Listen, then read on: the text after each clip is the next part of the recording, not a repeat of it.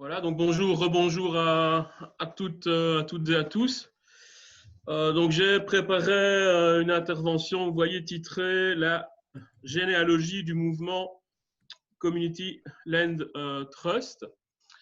Et donc ici, je vous propose en fait de réfléchir sur deux questions.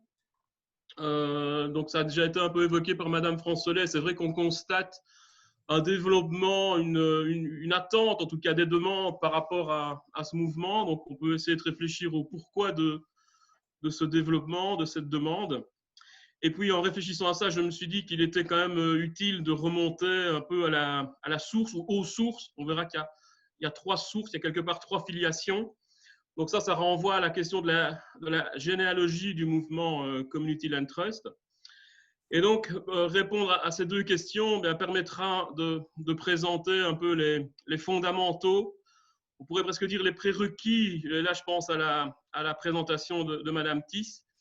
Donc, on aura les fondamentaux qui permettront d'appréhender la situation en Wallonie, parce que c'est vrai que s'il y a une généalogie qui est assez claire avec trois grandes dimensions, l'application concrète du dispositif peut quand même donner lieu à des résultats extrêmement variés. Et donc, je pense qu'on verra ça rien qu'à partir du contexte de la Wallonie. Alors, bon, pourquoi ce développement, pourquoi ces attentes par rapport au mouvement Community Land Trust? Là, je pense que un premier élément finalement de réponse, c'est de voir que ce mouvement est en lien ou est alimenté finalement par deux tendances qui se développent, ou en tout cas deux tendances qu'il faudrait sans doute développer pour réussir toute une série d'objectifs en matière d'environnement, d'équité. Donc on pense évidemment ici à l'accès au logement. Donc la première tendance, c'est une tendance plutôt juridique, avec la nécessité finalement de dépasser une conception de la propriété comme étant une propriété absolue. Et donc, il faut, pour utiliser toute une série de dispositifs de plus en plus utiles, aller vers le démembrement du droit de propriété. Et c'est évidemment notamment le cas avec le Community Land Trust, puisque un des principes, c'est finalement d'appliquer le droit de superficie, puisque dans le Community Land Trust, on a deux propriétaires distincts, donc le propriétaire du sol, et puis d'autre part le propriétaire de la construction, qui est donc l'habitant ou le ménage. Et donc le Community Land Trust, je crois, s'inscrit dans cette tendance générale. Il est manifestement opportun d'aller vers l'usage de dispositifs un peu sophistiqués, entre guillemets, sur le plan juridique, qui doivent démembrer le droit de propriété. Et puis, il y a une deuxième tendance plus économique. Bon, je parle ici d'une économie du logement plus collaborative. Donc, il est clair qu'il y a de grands besoins en logement. Et globalement, pour produire du logement, il y a finalement trois grandes possibilités. Premièrement, la plus importante, c'est évidemment de faire appel au marché, donc aux acteurs privés, au secteur économique de la construction, de la promotion immobilière, etc. Il y a ensuite une deuxième possibilité aussi classique, qui est évidemment la puissance publique. Donc ça renvoie par exemple au logement social au sens classique du terme. Et puis on se rend compte qu'il y a aussi intérêt à mettre en œuvre toute une série de dispositifs plus collaboratifs. Et là aussi, il y a vraiment tout un développement. Je pense que Mme Thiss pourra aussi le développer. Bon, on pense par exemple à l'habitat groupé. Donc, le community land trust, quelque part, est une forme d'habitat groupé. Donc, l'habitat groupé, c'est une production de logements en collaboration. Donc, ce sont des ménages qui collaborent pour produire une nouvelle offre en logement. Donc, voilà les deux tendances lourdes qui, à mon avis, expliquent ce développement, expliquent ces attentes vers le Community Land Trust. Et pour aller donc un peu plus loin dans la réflexion, donc on peut réfléchir sur cette généalogie du mouvement. Et ici, vous voyez que je vais tout simplement reprendre les trois termes. Donc c'est souvent de cette manière-là que l'on présente le Community Land Trust. Ici, je vais juste aborder les choses un petit peu dans le désordre. Donc, on va d'abord parler du terrain, donc le land, ensuite le trust, et puis, troisièmement, les aspects liés à la communauté.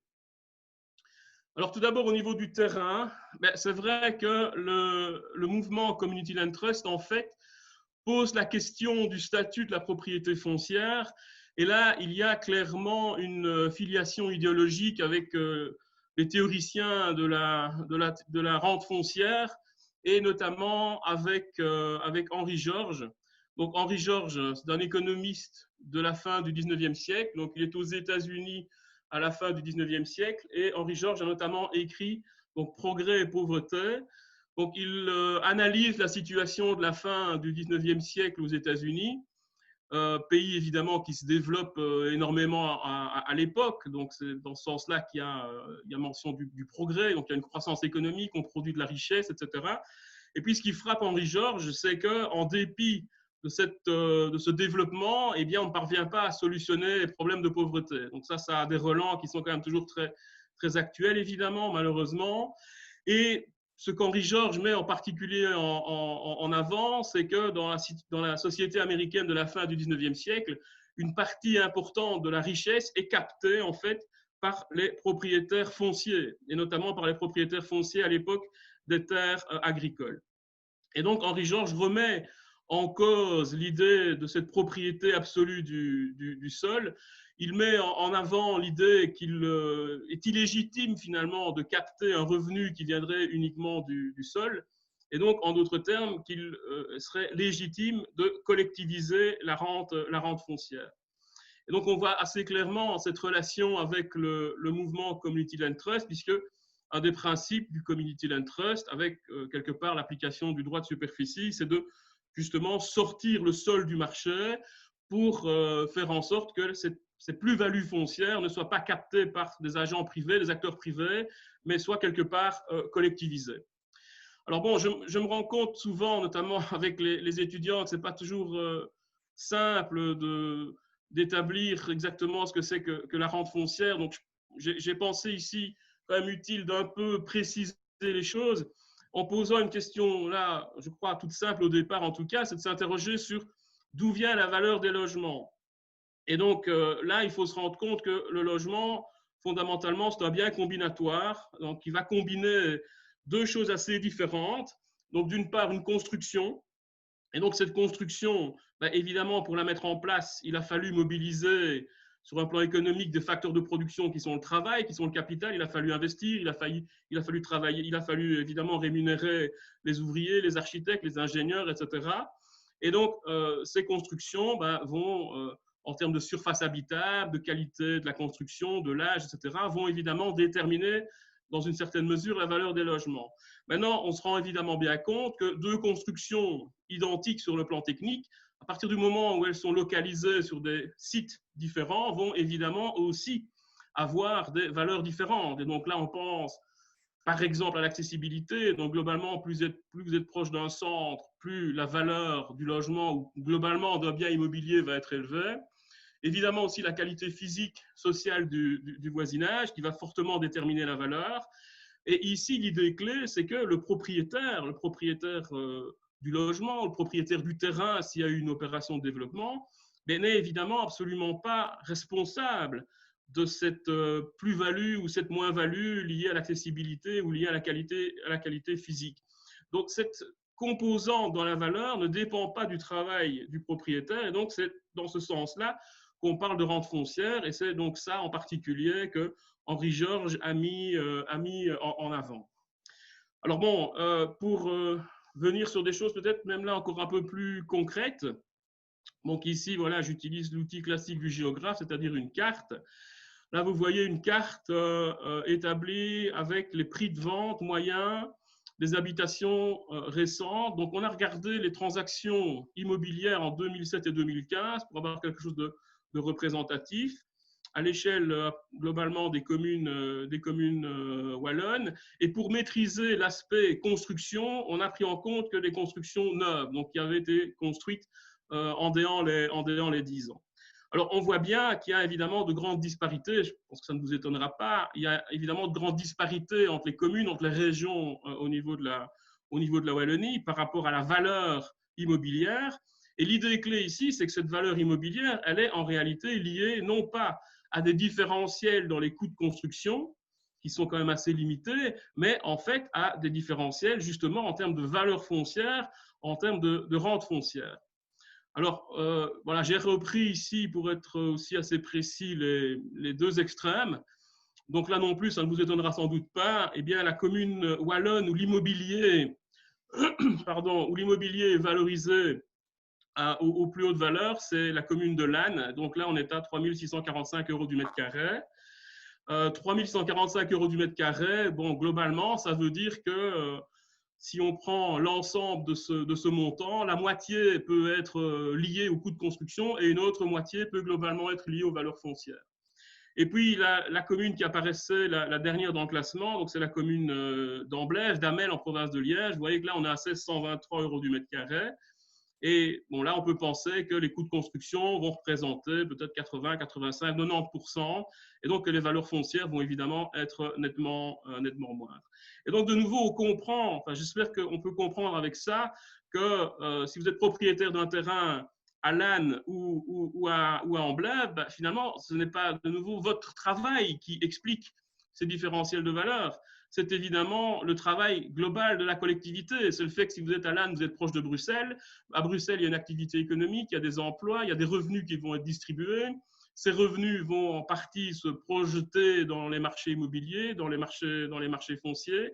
Et donc, en fin de compte, on se rend bien compte que ce n'est donc pas le propriétaire qui est responsable, qui est à la manœuvre pour générer des valeurs foncières. Non, c'est globalement la collectivité. Alors, bon, par rapport au Community Land Trust, ben, la valeur foncière, l'idée de valeur foncière, elle est évidemment centrale, puisque l'objectif, c'est quand même de mettre en œuvre finalement un nouveau dispositif d'accession sociale à la propriété en limitant les coûts. Et comment va-t-on limiter les coûts? Ben, on va limiter les coûts en fait en limitant ou en maîtrisant les valeurs foncières. Et donc, si on regarde la Belgique, c'est évidemment pas étonnant que Bruxelles ait été particulièrement actif en la matière, puisque c'est évidemment à Bruxelles que la pression foncière, donc que cette part du foncier dans le coût global du logement est la plus élevée. Alors, bon, on peut revenir aussi sur la question pourquoi ce développement du mouvement Community Land Trust. Eh bien, l'explication, c'est que globalement, la charge foncière, elle tend à s'accroître. Donc là, on a eu au niveau de l'immobilier une forte croissance des prix, en gros des années 90 jusqu'à la crise financière de 2008. Donc voilà, vous voyez ça ici sur la figure. Et donc, ça veut dire que globalement, la part du foncier devient de plus en plus importante. Donc, ça veut dire quoi? Ça veut dire deux choses finalement. Ça veut dire que les tensions sur les marchés du logement sont de plus en plus fortes, en particulier évidemment pour les populations à faible revenu. C'est une première chose. Et puis, une deuxième chose, c'est que des dispositifs qui visent à maîtriser l'impact des valeurs foncières sur le coût du logement sont de plus en plus utiles. Et donc, en particulier, des dispositifs comme le Community Land Trust ou plus généralement même le droit de superficie sont de plus en plus utiles. Alors ici, bon, quelques secondes peut-être pour que l'on puisse analyser le graphique ensemble. Donc, vous avez cette évolution de 77 à 2014. En rouge, vous voyez l'indice ABEX, donc qui correspond au coût de construction. Globalement, l'indice ABEX, il suit l'inflation. En bleu, vous avez l'évolution au niveau du prix des logements. Donc, il y a eu cette forte croissance, en gros, jusque 2006-2007. Et puis, vous avez donc en jaune, en orange, l'évolution là des terrains. Et on voit que la croissance est plus forte au niveau des terrains. Et donc, ça vérifie cette idée que la rente foncière, globalement, elle prend de plus en plus de place dans les valeurs et, en d'autres termes, pour l'acquéreur, dans le coût du logement. Alors voilà, donc pour le premier terme, pour le terrain, on peut donc réfléchir au deuxième terme, donc le terme de trust. Alors, bon, parfois, quand on traduit de l'anglais, on peut traduire trust par monopole. Ici, ce n'est pas du tout de ça dont il s'agit, donc c'était peut-être une première chose à clarifier. En fait, la meilleure peut-être traduction ou interprétation, ça renvoie à l'idée de confiance. D'ailleurs, les Canadiens, les Québécois ont traduit cette notion de trust par fiducie.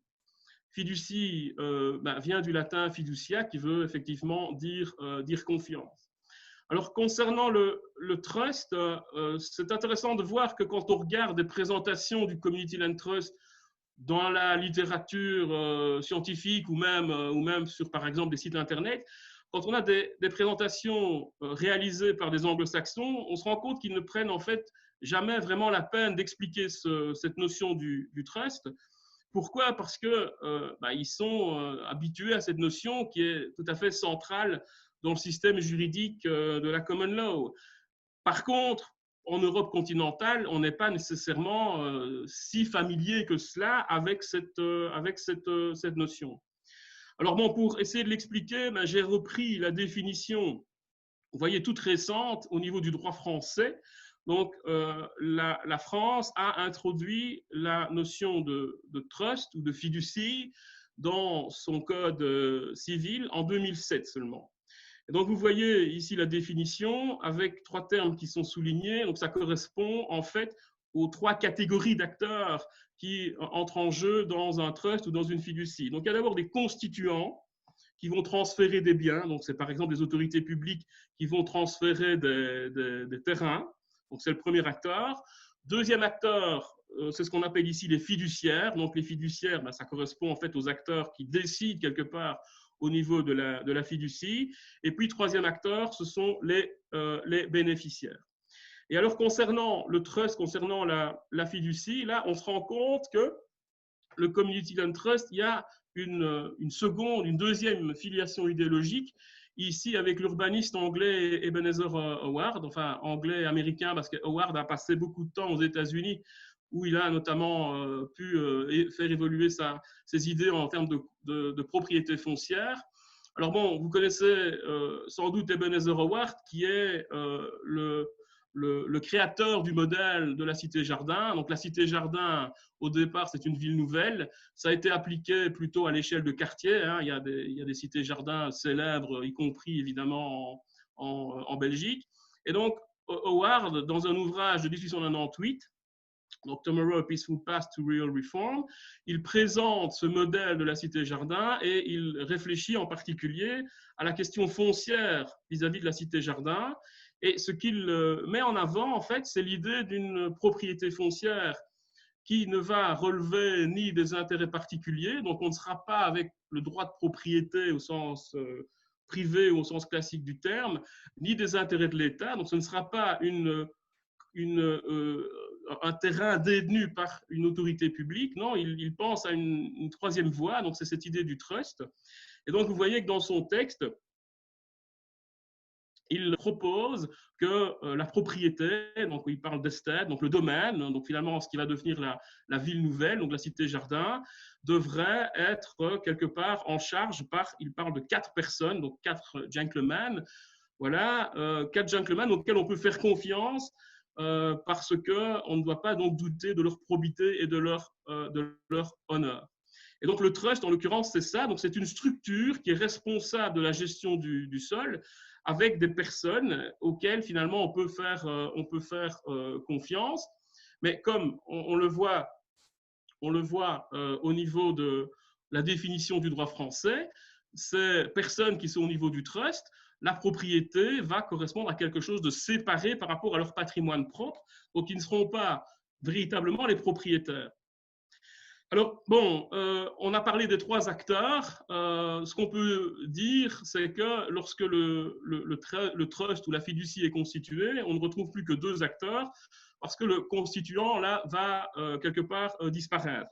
Et donc, on va retrouver 2 acteurs et donc une relation entre la fiducie d'une part et les bénéficiaires d'autre part.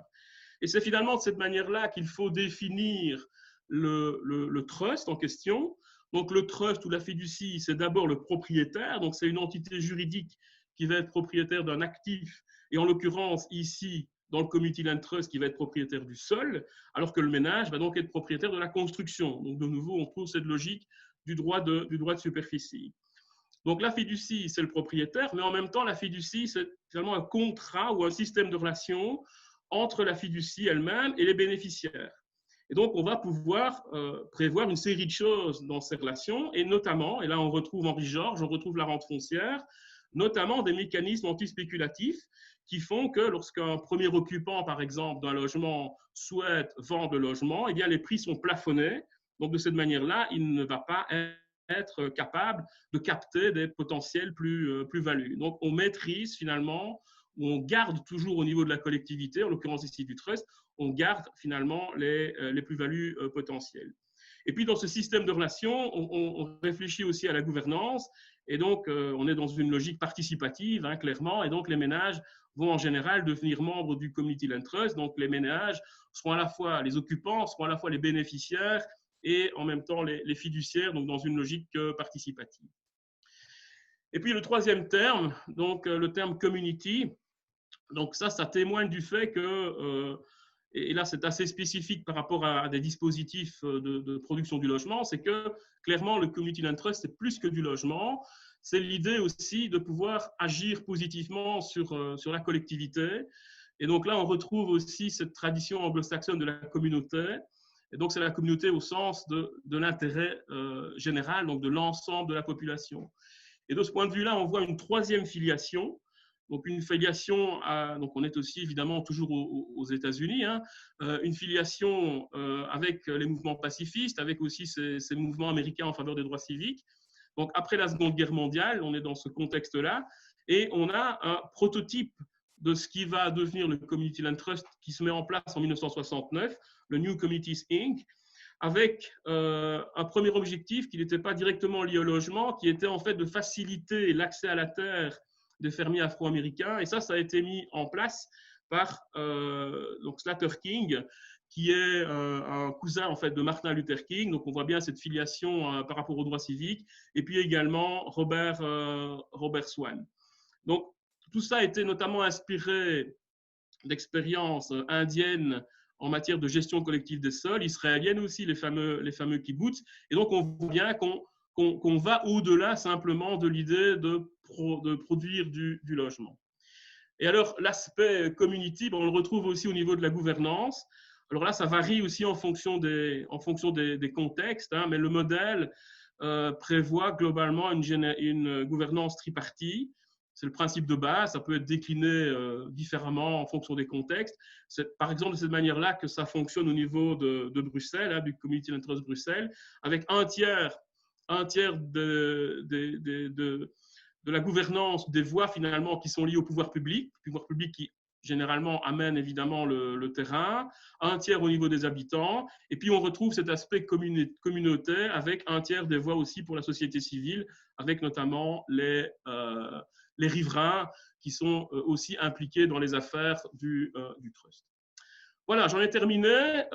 Donc comme ça, je pense que vous avez les fondamentaux et l'idée est que maintenant Madame Thysse puisse décliner des situations plus spécifiques au niveau de la Wallonie avec toujours cette filiation qui est assez évidente, mais avec une adaptation aussi à notre contexte plus spécifique. Voilà, merci pour votre attention. Bien, bonjour. Voilà, alors on m'a déjà présenté en 2 mots. Attendez, le diaporama, je le lance. Donc, habitat et participation, association qui marche sur ses 2 pieds, comme on l'a dit tout à l'heure, et donc qui effectivement s'occupe de tout ce qui est peut-être de l'habitat de manière générale, avec des formes un peu originales, et puis avec cette dimension participative. Voilà, alors je vous propose de prendre pour la région wallonne la machine à remonter le temps. On ne va pas remonter si loin que ça, hein, 2011, et puis voir un petit peu ce qui se passe aujourd'hui, et puis peut-être les enjeux pour demain. Donc, 2011, eh bien oui, c'est le premier Community Land Trust qui se crée en région wallonne. Je crois même que c'est le premier en Belgique, mais je n'en suis pas sûre. C'est à Lodgy et on a la grande chance à Habitat et Participation d'aller avoir vu naître au sein d'un de nos groupes de travail sur l'habitat groupé et les problématiques de santé mentale. Et donc, c'est un habitat solidaire qui s'est construit ici à Ottignies, avec la clinique d'ailleurs d'Ottignies. Habitat solidaire qui accueille des personnes en souffrance mentale avec à la fois du locatif et de l'acquisitif. Et ils en sont déjà à leur 4e projet CLT. Ça veut dire que ça marche. Du coup, notre machine à remonter le temps nous avance un tout petit peu et nous arrivons en région wallonne à une époque bien précise, il y a presque 10 ans, un peu moins de 10 ans, qui s'appelle l'ancrage communal. Et lors de cet ancrage communal 2013-2014, le cabinet Nollet, pour ne pas le citer, de l'époque, se dit bon, si on mettait ça dans le cadre de l'ancrage et si on essayait de proposer aux gens de rentrer des projets, mais avec une sorte de chèque en blanc. Donc, vous voulez faire du Community Land Trust, vous ne devez pas forcément expliquer tout ce que vous allez faire. De toute façon, vous ne connaissez pas le modèle, donc on va vous accompagner. Bref, on fait un gros tapage autour des Community Land Trust. Le cabinet espérait 2-3 projets, 27 sont rentrés et 17 sont sélectionnés dans le cas de l'ancrage. Et du coup, on peut lancer les feux d'artifice. Se met en place un groupe de suivi avec des experts pour pouvoir accompagner justement tous ces projets qui ont été rentrés. Et dans la foulée, la plateforme Community Land Trust Wallonne se met en place également avec une définition juridique sous forme d'ASBL, en sachant que vous avez ici autour de la table le président de la plateforme Didier Daglings, et vous avez aussi un membre actif qui se trouve dans la salle aujourd'hui, qui est Stéphane Lux d'Habitat Service. Et voilà. Mais malheureusement, on change de cabinet et le cabinet suivant critique énormément le modèle Community Land Trust, notamment en estimant que les populations les plus précaires ne peuvent pas accéder financièrement aux maisons, enfin aux logements proposés dans ce cadre-là. Et donc, on arrête un petit peu de s'intéresser au Community Land Trust. Donc, après avoir lancé les feux d'artifice, malheureusement, on se retrouve avec cette situation-là. Le temps passe. En 2017, on va voir apparaître dans la nouvelle DPR, donc la déclaration de politique régionale, le terme de Community Land Trust. Donc, à nouveau, on commence en région wallonne à s'intéresser à ça, mais le budget 2017, le budget 2018, le budget 2019 ne démontrent absolument pas que la région wallonne met quoi que ce soit en termes de financement pour le Community Land Trust. Toutefois, depuis 2018, on constate qu'énormément d'acteurs ont commencé à se lancer dans l'aventure. Les communes, les SLSP, Sociétés de logement public, les associations et même bien sûr des citoyens. Monsieur Halleux parlait tout à l'heure d'habitat groupé. Eh bien oui, il y a des habitats groupés qui se créent sous forme de Community Land Trust. Je vais passer très rapidement en revue quelques exemples. Je ne les passe pas tous en revue, mais ça vous donne une petite idée panorama. Ici, nous avons la commune de Franlé-en-Vin, qui avait d'ailleurs remis un projet dans le cadre de l'ancrage communal et qui décide de créer sa fondation FLA en 2018, avec l'immeuble que vous voyez là. Louvain-la-Neuve, bien connu pour la pression foncière, qui effectivement se dit que c'est peut-être une manière de pouvoir garder sur son territoire les jeunes ménages et qui crée la fondation CLT-OLLN en 2018. Une SLSP, à l'heure d'aujourd'hui, c'est la seule société de logement public qui a mis véritablement sur pied un projet, voire des projets de Community Land Trust à commune Warneton avec la fondation Val de Lys.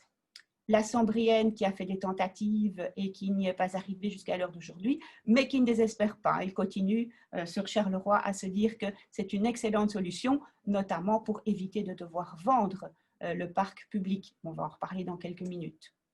Et puis, nous allons vers l'associatif, avec notamment l'Antelli, qui s'inspire des projets Alogi, qui crée sa fondation Antelli, et qui met autour de la table, vous voyez, réseau santé mentale, des projets 107, une AIS, etc., mais aussi des parents, des familles, des citoyens.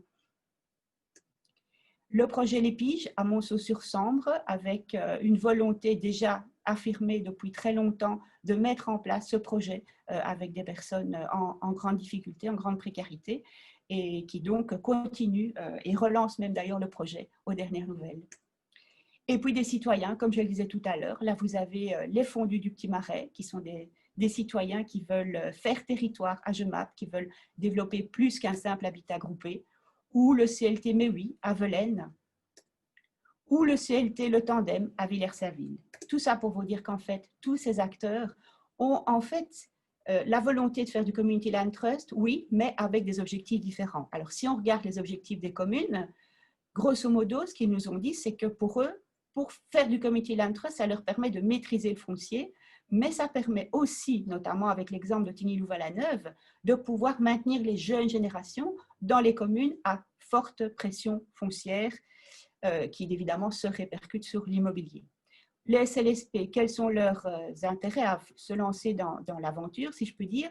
C'est de créer de l'accès social à la propriété. Quelque part, le modèle aujourd'hui, c'est de l'accès social locatif ou de l'accès à la propriété, quand on doit revendre pour x raisons le logement. Ici, se dire que le CLT se développe au sein même des SLSP, c'est créer peut-être une tierce voie avec cet accès social à la propriété. Sachant que, évidemment, dans le monde, la plupart du temps, c'est assez amusant quand on voit du logement public, c'est souvent de l'accès social à la propriété et pas du locatif. Mais ça, c'est private joke. Je continue. Aussi, bien sûr, pour maintenir le patrimoine dans le giron de la société. Il est évident qu'avec l'obligation d'équilibre budgétaire qui est faite au SLSP, elles ont beaucoup de mal à pouvoir proposer de la rénovation. Beaucoup de logements sont alors inoccupés et une manière effectivement de pouvoir les maintenir dans le patrimoine de la société, c'est de faire des montages alors qui permettent cette rénovation et de garder le patrimoine. Le secteur associatif, lui, comme souvent, il adore tout ce qui est innovant, il adore expérimenter des formules nouvelles, mais c'est aussi trouver des solutions de logement pour des publics différents. Vous l'avez vu en particulier pour les personnes avec des problématiques de santé mentale. Et les citoyens, comme je le disais tout à l'heure, ce sont ceux, en tout cas ceux que nous voyons, ce sont ceux qui, a priori, feraient peut-être du simple habitat groupé, mais qui justement ont une vision plus panoramique, plus 360 degrés, peut-être même plus aménagement du territoire, et qui veulent créer du CLT peut-être agricole. Il faut savoir évidemment que le CLT, ça n'est pas que du bâti, c'est aussi du foncier, et donc pourquoi pas du foncier agricole, et également dans cette idée d'habitat éco-hameau. On a vu des projets très rapidement, mais vous aurez le PowerPoint pour pouvoir les lire plus à votre aise. J'avance, et nous voilà avec la nouvelle déclaration de politique régionale 2019-2024. Et là, on remet le couvert, mais de manière encore plus précise, puisque dans le chapitre 10, au niveau de la section logement public, nommément, il est dit le soutien au développement du Community Land Trust. Et dans la section 3 de l'accès à la propriété, on veut soutenir les mécanismes de droit de superficie et d'amphithéose. Juste pour la petite histoire, vous dire que suite à la réforme du Code civil début 2020, il semblerait que la formule juridique, puisqu'on s'intéresse aux meilleures formules juridiques, soit à l'heure d'aujourd'hui plutôt le droit de superficie et moins l'amphithéose, ce qui était le cas des projets précédents. Et du coup, oui, la plateforme Community Land Trust va recommencer à avoir de l'intérêt. Des projets d'un côté, un peu tous azimuts, une volonté politique, et donc du coup, cette plateforme Community Land Trust en région wallonne se relance et va se relancer fin 2019 avec une enquête, une mini-enquête, on va dire, menée début 2020 sur mais c'est quoi les Community Land Trust qui se créent en région wallonne?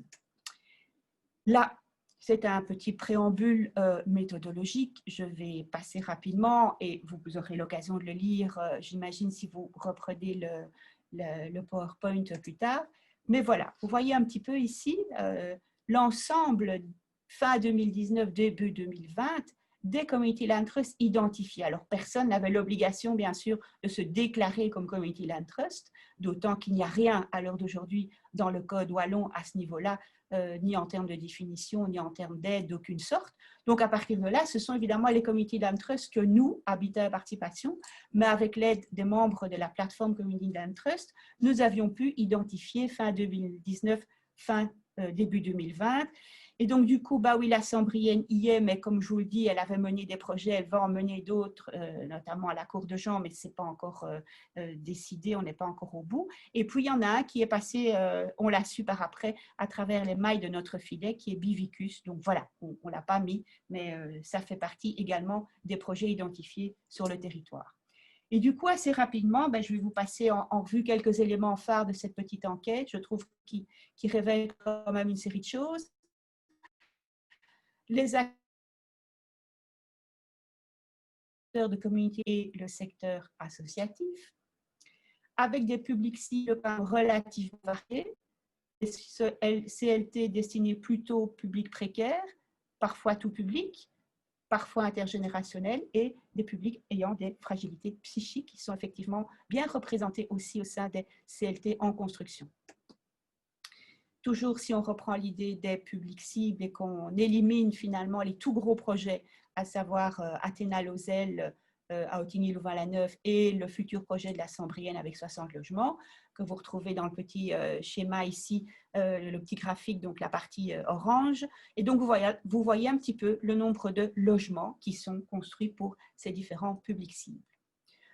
Donc, si je calcule tout à ce moment-là, j'obtiens 154 logements pour 12 Community Land Trust, c'est-à-dire qu'on est avec des logiques de 13 logements par Community Land Trust. Et donc, d'où se pose aussi la question, mais bon, à laquelle on n'a pas encore répondu, mais qui renvoie à ce qui se passe au Bruxelles. Pour Bruxelles, il y a un Community Land Trust qui gère l'ensemble des projets. En région wallonne, on se trouve avec toute une série de Community Land Trust qui gèrent des projets également. Donc, se pose aussi la question, à un moment donné, de l'échelle de territoire, de regroupement, etc., etc. Comme vous voyez, plein de projets qui se mettent en place et surtout plein de villes qui s'intéressent au projet. Ça, c'est intéressant et ça, c'est nouveau. Namur, Tournai, Liège, Malmedy, Charleroi, La Louvière, etc., qui commencent à se dire, mais pourquoi pas se lancer dans le Community Land Trust. Là, vous avez l'état d'avancement à l'époque et donc vous vous rendez bien compte que même si on a pu en identifier pas mal, beaucoup n'étaient encore qu'au stade de la structure juridique. Peu étaient au stade habitat, habité, habitable, avec seulement 3 Community Land Trust à ce moment-là, à l'intérieur desquels il y a véritablement des gens qui y habitent. Toujours sur les logements existants, donc il n'y a que 26 à 30 logements qui existent, hein, ça renvoie à ce que je viens d'expliquer, mais ce qui est important, parce que malgré tout le Community Land Trust, comme on l'a dit, c'est aussi pas simplement une question de logement, c'est aussi une question de gouvernance et aussi de tout ce qui gravite autour de ces logements. Et donc, 122 familles déjà impliquées, c'est finalement pas mal, même si ça fait évidemment très peu à l'échelle de toute la région wallonne. Et là, ça renvoie à l'idée que le Community Land Trust, c'est plus que du logement, c'est ce que l'enquête a révélé également, cette envie d'ouverture au quartier d'un côté, ce besoin qui est évidemment assez actuel, hein, Greta ne nous démentirait pas, de dimension écologique à l'heure d'aujourd'hui quand on fait de l'habitat en général et bien sûr du Community Land Trust, mais aussi la dimension économique puisqu'on nous a parlé de créer une maison médicale, d'avoir un espace d'économie sociale ou une économie agricole à l'intérieur de ces CLT. Montage juridique un peu sans surprise, tout le monde s'engage dans la voie de la fondation, qu'elle soit privée, mais sûrement d'utilité publique. Et je vous définis quand même, je vous lis la définition de la fondation d'utilité publique. Vous savez, il y a quand même une volonté très haute de vouloir s'accrocher à une forme d'idéalisme. Donc, la fondation d'utilité publique devra tendre à la réalisation d'une œuvre à caractère philanthropique, philosophique, religieux, scientifique, artistique, pédagogique ou culturel. Donc, on est quand même avec des gens qui, quelque part, font ça, pas uniquement pour de l'accès au logement, on peut supposer. Vous voyez ici toute une série d'acteurs qui vont aider au montage financier de ces CLT, bien sûr les habitants eux-mêmes, mais vous voyez que voilà, il y a des acteurs et je suppose qu'au plus nous aurons de CLT, au plus on aura une diversité d'acteurs et qu'il faudra peut-être à ce moment-là faire des études pour mieux comprendre quels sont les acteurs les plus intéressants pour le montage financier. Voilà, avec des types de financement divers et variés, crédit hypothécaire, etc., etc., certificat immobilier, qui est d'ailleurs une forme qui effectivement a de plus en plus le vent en poupe, avec des acteurs et des banques éthiques ou alternatives qui permettent de faire ce type de montage financier relativement mixte. Mécanisme antispéculatif, on leur a posé la question. Ben, oui, ils nous disent tous leur volonté de limiter et de capter la plus-value. Malheureusement, comme vous avez pu le voir, ben, il y a beaucoup de projets qui n'en sont structure juridique. Et donc, visiblement, la structure juridique est souvent ce qui est le point de départ de ces CLT. On pense après seulement aux mécanismes antispéculatifs à mettre en place. Et du coup, peu ont déjà mis en place ces mécanismes. Et la gouvernance, finalement, va se retrouver un peu dans la même situation, à savoir que oui, c'est super, la gouvernance tripartite, mais la plupart des CLT nous disent que c'est encore à construire. Et alors, là, on a quand même deux avis ou deux points de vue, j'ai envie de dire, un peu intéressants. Du côté des pouvoirs publics, notamment des CLSP, on nous rappelle quand même qu'il y a un cadre juridique dans lequel elles doivent se développer et que dire qu'on peut comme ça très facilement créer cette gouvernance tripartite sur du patrimoine, ça reste quand même une chose non évidente et donc il y a quand même une évolution non seulement des mœurs, mais aussi des cadres juridiques pour que ce soit possible. Et du côté des habitants, on nous dit, c'est pas qu'on ne veut pas faire de gouvernance tripartite, mais nous, on est là, nous, les habitants. Alors, on ne sait pas pourquoi est-ce qu'on ferait rentrer la ville, la commune, dans notre projet. Ça nous apporterait quoi? On veut bien le faire, mais on n'a pas encore vraiment réfléchi à la plus-value, finalement, de cette gouvernance tripartite avec des pouvoirs publics. Voilà. Donc, gouvernance, oui, mais pas si évident que ça. Alors, nous avançons dans le temps et là, nous ne sommes plus à hier, nous sommes à aujourd'hui, voire à demain, à savoir que grâce, on espère, au cabinet qui était au départ d'Hermagne et qui est devenu maintenant le cabinet Collignon, nous allons pouvoir mettre en place une étude Community Land Trust en 2021. Alors, cette étude, voilà, c'est un scoop, elle n'a pas encore été signée, donc si ça se trouve, elle ne le sera pas. Hein. Je veux dire, ceci est une hypothèse de travail, donc s'il y a une volonté pour le faire, mais à l'heure d'aujourd'hui, l'étude n'a pas été validée et signée. Donc on espère, nous, la plateforme Community Land Trust, que ça se fera.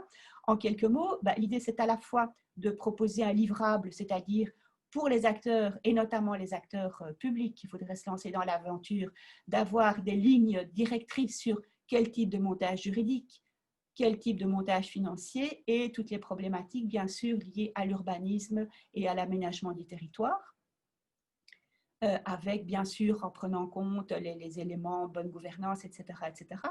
Et du coup, je dis ça parce que je pense que certains d'entre vous, ici présents aujourd'hui, pourraient être intéressés. Et du coup, la modalité, j'ai envie de dire, de travail pour cette étude, l'échantillon de cette étude, en fait, ce seraient les porteurs de projets eux-mêmes. Et donc, si l'étude peut être signée avec le cabinet et que, bien sûr, notre méthodologie les a agréés, eh bien, l'idée, ce serait pendant un an d'organiser des temps de rencontre avec le porteur de projet qui pourrait tout à la fois nous indiquer les problèmes qu'il rencontre, mais tout à la fois être aidé avec des experts et que tout cela, in fine, fasse un délivrable qui serait à utiliser à partir de 2021. Je croise les doigts, on espère.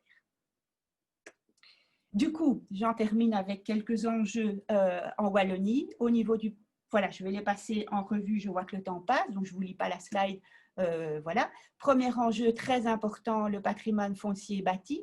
Et donc là, je prends l'exemple de la ville de Tournai, qui effectivement se dit qu'elle a du patrimoine bâti à travers son CPAS et qu'une option pour ne pas le perdre serait justement de créer du Community Land Trust. Il y a des questions sur ce projet que je ne connais pas à 300%, je peux y répondre. Sur la question du développement territorial, autre enjeu évidemment super important, puisqu'on rappelle le Community Land Trust, ce n'est pas que du logement, outil de maîtrise du foncier. Il y a aussi toute une série de mécanismes, notamment de réaffectation plus rapide du terrain, qui sont possibles grâce, j'ai envie de dire, aux outils juridiques mis en place. Outils de développement territorial et du coup de cohérence urbanistique globale, puisqu'à partir du moment où il ne s'agit pas seulement de développer du logement, mais de développer de manière cohérente un territoire avec une série de fonctions, ce qui est l'objectif quand même des CLT, nous sommes aussi avec une plus-value en termes de développement territorial. Au niveau des villes et de la gentrification, de plus en plus, pensons à Paris, pensons à Berlin et à plusieurs villes en Suisse, où en fait il est devenu interdit de vendre du foncier. Et ces villes, évidemment, s'interrogent sur le fait de transformer ces fonciers en community land trust pour que les habitants des centres-villes ne soient plus victimes des phénomènes de gentrification. Quatrième élément, peut-être une réponse pour les habitants en zone de loisirs. On sait que suite à l'étude Habitat léger qui a permis de définir l'habitat léger dans le Code wallon, oui, il y a maintenant une certaine spéculation qui commence à se faire jour dans les zones de loisirs. Et si quelque part on mettait en place des community land trusts dans ces zones, c'est ce que nous voudrions aussi expérimenter dans le cadre de l'étude qui n'a pas encore été signée. Mécanisme antispéculatif, je pense que M. Halleux nous a beaucoup expliqué ces éléments-là. Simplement vous dire que ce qui est intéressant dans le modèle du Community Land Trust, c'est que côté foncier, on va le supprimer du marché quelque part, donc on va supprimer toute plus-value possible, en tout cas dans un modèle spéculatif ou financiarisé. Par contre, au niveau de l'immobilier, on va changer les règles du marché puisqu'on va limiter la plus-value de l'immobilier et on va ensuite la capter pour pouvoir la partager au sein du trust. Et j'en termine au changement de paradigme où là, je renvoie à ce que j'ai pu voir en Angleterre.